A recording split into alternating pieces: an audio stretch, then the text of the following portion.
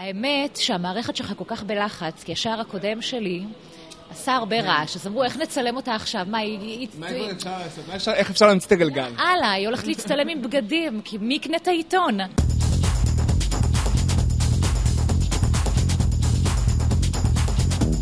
גלית גוטמן, את מלכת היופי האידיאלית? אני? את, תשמעי, שנים. אם אתה אומר... תשמע, אני לא יכולה להיות מלכת יופי, כי עברתי את הגיל.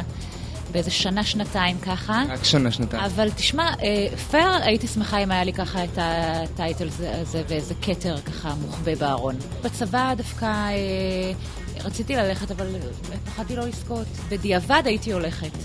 אתה יודע מה זה תוך כדי השירות הצבאי ככה לנסוע עליהם, נסות לשבוע לחול, הם גם לא מלא מתנות. לא, שבאותה תקופה נסו לחול. לא אוטו, הם נסו, הם גם אז טסו לחול, כן. אני לא בת 100. לא 100, לא. אז היו מטוסים. גם בזמנו, כשהייתי בת 18, היו אז מטוסים. עכשיו ראינו את הצילומים, ככה נראית מלכת יופי. זה הקונספט? אני יכולה, זה כבר, לא, ממש לא, ממש לא, זה טייק אוף, תשמע, זה באמת שער שמלווה את טקס מלכות היופי. אז על הרעיון לצלם אותי עם קטר, כי האמת שמעולם לא הצטלמתי עם קטר. אבל היום לא יהיה פה. לא, הפעם אני אהיה לבושה. החלטתי מין לשנות. סבבה עם בגדים. משהו אחר. כן, אז בערך על... אני אהיה עם בגדים.